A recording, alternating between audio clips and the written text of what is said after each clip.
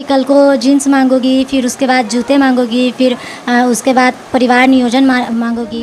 30 और 40 रुपये का सैनिटरी पैड यूज करूँगी, उससे अच्छा है कि 30-40 रुपये मिलाकर मेरा एक टाइम का खाना बन जाए। तो वही सवाल मैं काफ़ी दिन से रखी हुई थी, जो कि वहाँ मैडम से जब सवाल जवाब हुआ तो वही बात और बचिया जो थी वो लोग रखी, तो उस पर मैडम का उल्टा सीधा जवाब था। तो उसी पे मैं भी मैडम से ये सवाल, वो जहाँ जाएंगी तो फिर उनका जो पति है वो भी मायका भेज देंगी, बोलेंगी कि इलाज करवा कर दो। क्योंकि बहुत जगह पे मैंने देखा है ये बात कि एक थी लेडीज़, वो माँ नहीं बन पाई, तो इनका जो हस्बैंड था वो इनका घर वाला को बोला है पहली लड़की है जो पढ़ाई की है, और इनके घर में ना तो भाई और ना ही और सिस्टर, जो ये सात भाई बहन बोली है ना, और 7 भाई बहन में ये अकेली है जो पढ़ी लिखी है, बाकी कोई नहीं पढ़े हैं ना। आपके पास आ रहे हैं वो आपके वीडियो वायरल होने के बाद आ रहे हैं या उससे पहले? नहीं, पहले से वो लोग आते थे। जैसे किसी का अगर बच्चा खो जाता है या फिर कहीं पे बाल विवाह होता है तो वो लोग मतलब हमसे कांटेक्ट करते हैं। अगर किसी का बच्चा भी खो जाता है तो वो लोग मेरे पास आती हैं कि फ़ोन लगा दो, चाहे फिर साथ में हम जाते भी हैं चाइल्ड लाइन। फिर अगर FIR होता है तो FIR नंबर लेने के लिए थाना भी जाते हैं। तो पुलिस ही क्यों बनना है? ये इसलिए बनना चाहती हूँ मैं, क्योंकि मैं देखी हूँ कुछ जगह ऐसे ऐसे लोग होते हैं, जैसे थाना में भी मैं देखी हूँ कि कोई लोग जाती हैं FIR करने के लिए, लेकिन वो लोग ये नहीं करते हैं, रिपोर्ट नहीं लिखते हैं। जहाँ तक कर उन्हीं को 10 बात सुना देते हैं, फिर भेज देते हैं घर पे। सब लोग बहुत बदतमीज़ी से भी कुछ लोग बात करते हैं, और एक बार हमसे भी लोग बदतमीज़ी से बात किए थे। तो हम सोचते हैं इसीलिए कि बनना चाहिए, लेकिन सरकार को सब लोग पे एक्शन लेना चाहिए, क्योंकि थानेदार लोग भी जो होते हैं वो भी घूसखोर होते हैं। वो लोग भी पैसा पे तैयारी कर रहा होता है तो उसके भी मन में आता है कि हम भी एक अच्छा पुलिस ऑफिसर बने, लेकिन वो ऐसा कर नहीं पाता है। क्या आपके साथ भी ऐसा? काफ़ी लोग हो चुके हैं, और सिर्फ सैनिटरी पैड पे ही नहीं, हर एक कुछ के लिए। जैसे बच्चों का शादी वो तो है ही कि बाल विवाह नहीं होना चाहिए, लेकिन फिर उसके बाद है जैसे अगर बाढ़ आ जाए, भूकंप आ जाए, अगर अचानक से आग लग जाए, तो ये सब जो बिना बोले हुए आपदा है, इससे बचने का तरीका अभी स्लम एरिया में हर लोग को पता है। और वो हम ही लोग का जो टीम है, मेरी जैसी हज़ारों रिया है, वो वही लोग जागरूक हैं।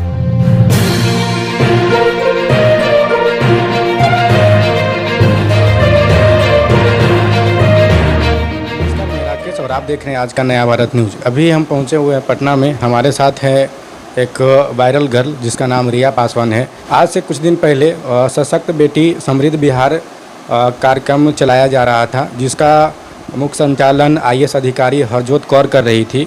ये वही लड़की है जो आज से कुछ दिन पहले IAS अधिकारी से सवाल की थी सैनिटरी पैड को लेकर के। आज ये कहीं ना कहीं परिचय के मोहताज नहीं है। अभी लगभग जितने भी लोग सोशल मीडिया पे देखते होंगे इनको, पैड गर्ल के नाम से ये अभी परिचित हो चुकी हैं।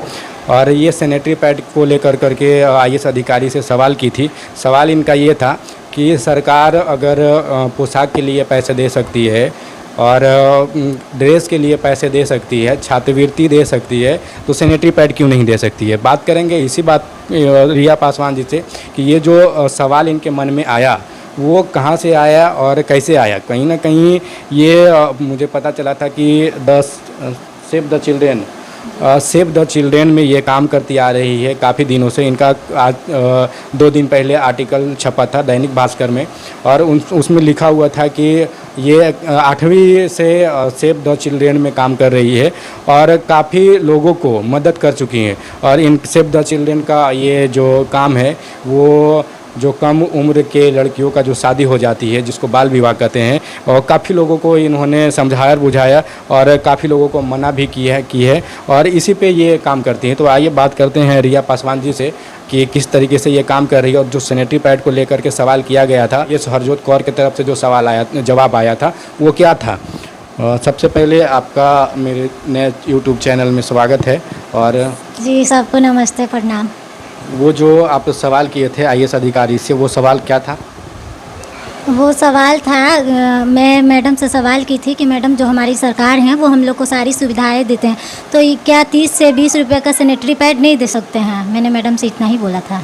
और इसके एवज में जो IAS अधिकारी हरजोत कौर और जो महिला थी IAS अधिकारी, उनका जवाब क्या था? उनका जवाब था कि कल को जीन्स मांगोगी, फिर उसके बाद जूते मांगोगी, फिर उसके बाद परिवार नियोजन मांगोगी। मैडम का जवाब था। ये जो सवाल आपने वहाँ पे किया था सशक्त बेटी समृद्ध बिहार जो कार्यक्रम चल रहा था उसमें, तो ये सवाल कहीं ना कहीं आपके मन में जो आया था वो कहाँ से आया था? वो सबसे पहले कि मैं स्लम एरिया में रहती हूँ, जहाँ कुछ लोग हैं, कुछ लोग क्या, यहाँ सभी लोग गरीब ही हैं। किसी का पापा ठेला चलाते हैं तो किसी का रिक्शा चलाते हैं, जैसे मेरे जो भैया हैं वो भी कूली हैं। तो यहाँ पे हर लोग कुछ न कुछ छोटा मोटा काम कर कर अपना गुजारा करते हैं। तो मैं ऐसा स्लम बस्ती में घूमती हूँ, तो खास कर जो लोग कूड़ा चुनते हैं, तो वो लोग से मुझे पता चला था, मैंने ये सवाल रखी थी यहाँ पे कि क्या कैसे क्या होता है। तो वो लोग बोली कि जो मैं 30 और 40 रुपये का सैनिटरी पैड यूज करूँगी, उससे अच्छा है कि 30-40 रुपये मिलाकर मेरा एक टाइम का खाना बन जाए। तो वही सवाल मैं काफ़ी दिन से रखी हुई थी, जो कि वहाँ मैडम से जब सवाल जवाब हुआ तो वही बात और बचिया जो थी वो लोग रखी, तो उस पर मैडम का उल्टा सीधा जवाब था, तो उसी पे मैं भी मैडम से ये सवाल कर बैठी।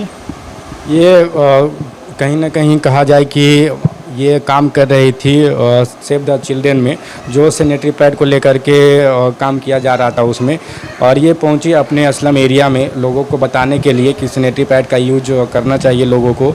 और तो वहाँ पे लोगों से जवाब ये आता है कि जो हम सैनिटरी पैड यूज करेंगे उसमें 30 या 40 रुपया मिला करके हमारा एक समय का भोजन मिल जाएगा।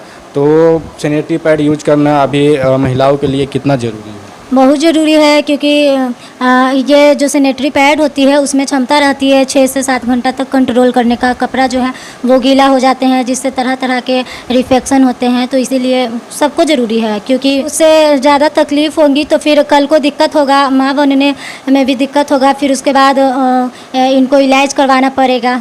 तो पहले से ही अगर वो इनको जानकारी रहेगी तो आगे चलकर कोई बीमारी का सामना नहीं करना पड़ेगा।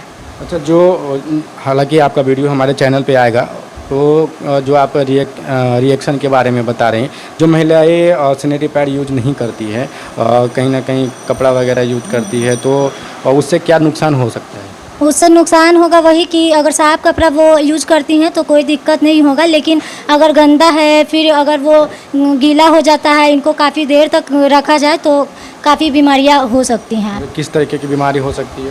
वो बीमारियां होंगी कि कल को माँ नहीं बन पाएंगी, इस टाइप का कुछ होता है। और फिर उसके बाद जब शादी होगा तो वो जहाँ जाएंगी तो फिर उनका जो पति है वो भी मायका भेज देंगी, बोलेंगी कि इलाज करवा कर दो। क्योंकि बहुत जगह पे मैंने देखा है ये बात कि एक थी लेडीज़, वो माँ नहीं बन पाई, तो इनका जो हस्बैंड था वो इनका घर वाला को बोला है इलाज करवाने के लिए। तो इसीलिए वो शुरू से ही ये सब पे ध्यान दे तो आगे चलकर कुछ नहीं होगा।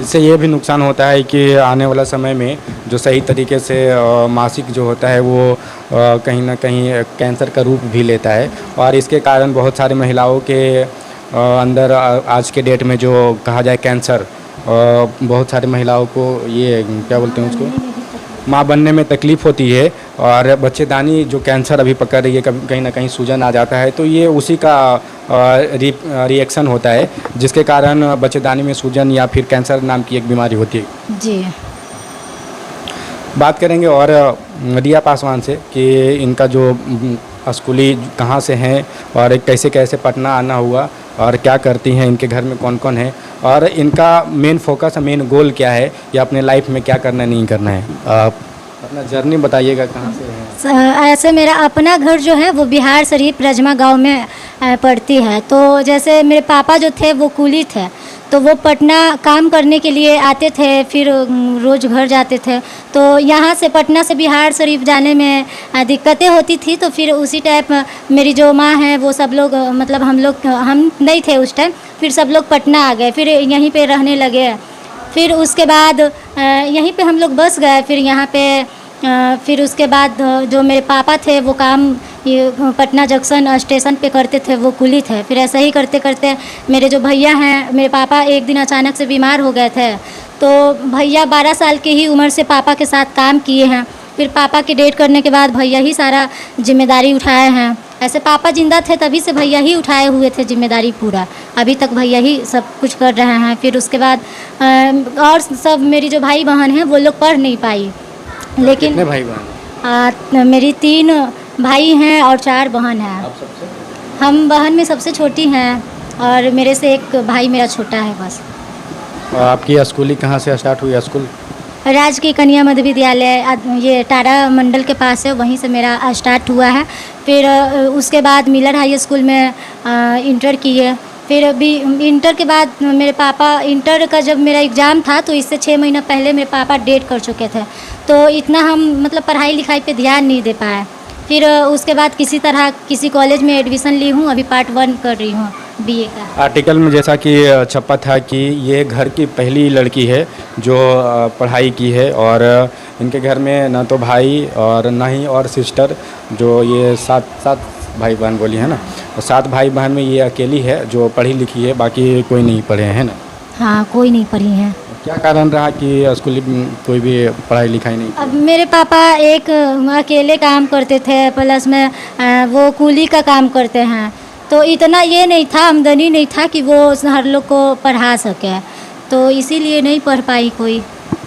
तो अभी तो बिहार में शिक्षा व्यवस्था ठीक है ना, जब से नीतीश कुमार आए हैं, तो स्कूल तो आप जा ही सकते हैं फ्री में। स्कूल में तो कोई पढ़ाई फी वगैरह नहीं लगता है। हाँ, तो अब तो फ्री ही है, लेकिन मैट्रिक के बाद जैसे जब 10th पास करने के बाद फिर भी तो कॉलेज में पैसा लगता ही है, अच्छा पैसा लगता है, जैसा कॉलेज वैसा दाम होता है, तो इसके वजह से भी कुछ लोग नहीं पढ़ पाती हैं। इंटर में भी फिर बीए में भी अच्छा पैसा लग जाता है। तो जैसे जैसे क्लास सीनियर होते जाता है वैसे वैसे खर्च बढ़ते जाती है, और वो खर्च को इनके पिताजी पूरा नहीं कर सकते थे, जिसके कारण से इनके भाई बहन में से सिर्फ एक रिया पासवान है जो पढ़ी। कहाँ तक हैं आप? अभी मैं बीए पार्ट 1 में हूँ, इस बार 2 में चली जाऊँगी। अभी इनका एग्ज़ाम चल रहा है, और ये कल एग्ज़ाम दे करके आई है, हमें पता चला, बात हुई थी इनसे, और अभी हम इनका इंटरव्यू ले रहे हैं। क्या इच्छा है आपके अंदर में, क्या बनिएगा, क्या करिएगा अपने लाइफ में? बहुत पहले मेरा कोई इच्छा नहीं था, लेकिन अब हमें लगती है कि हमें कुछ बनना चाहिए, क्योंकि बहुत सारे लोग हैं जिन्हें हमसे बहुत उम्मीद है। जैसे मेरी जो सलाम एरिया है, ये कमला नेहरू नगर है, यहाँ के लोगों को भी हमसे बहुत कुछ का उम्मीद है। वो कोई भी कुछ होता है तो वो लोग मेरे ही पास आती हैं, तो अगर हम उस लायक बनेंगे तब ना सबका हेल्प कर पाएंगे। अभी तो हम खुद भी कुछ नहीं हैं, तो किसी का हेल्प या कुछ भी नहीं। हाँ, अगर कोई जानकारी रहता है तो हम बता देते हैं कि ऐसे करो वैसे करो, लेकिन पैसा से हम किसी का हेल्प नहीं कर पाते हैं, क्योंकि मेरे पास इतना खुद नहीं है।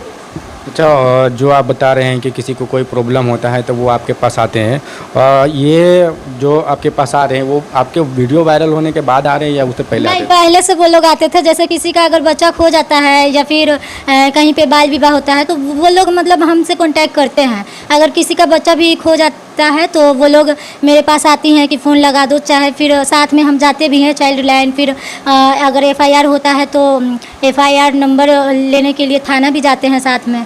तो अभी से ही आप समाज सेवा कर रहे हैं? हाँ, तो जब मेरा वीडियो नहीं वायरल था तभी से हम ये सब काम कर चुके हैं। आप अपने फ्यूचर के बारे में बताइए कि क्या बनना चाहती हैं?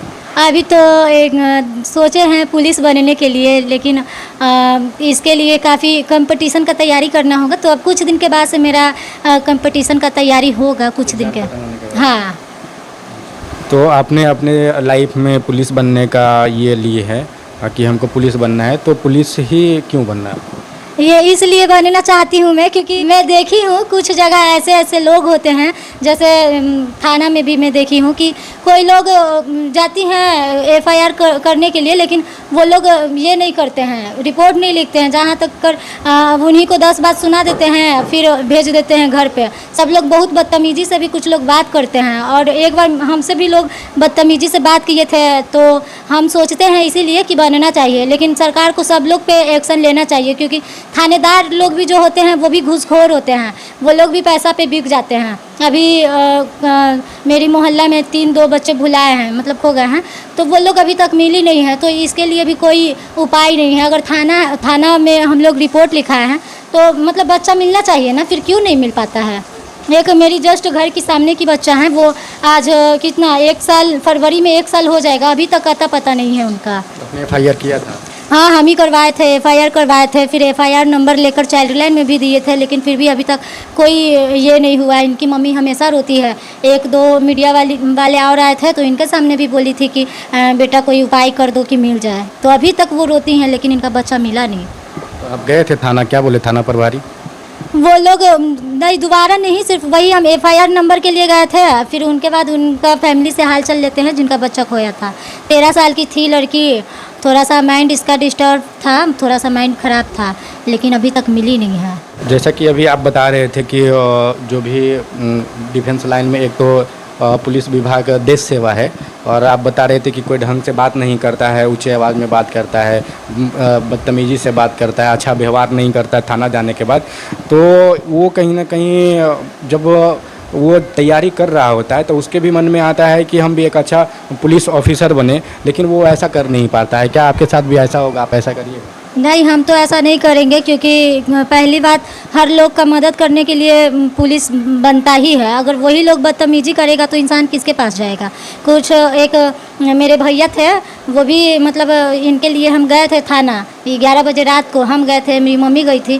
तो जैसे मेरे भैया जो थे वो चेन्नई में फंसे हुए थे, तो इनको फ़ोन किए, इनको जाकर बोले, जैसे मेरे भैया फ़ोन कर बोले कि मेरे साथ ऐसा ऐसा हो रहा है।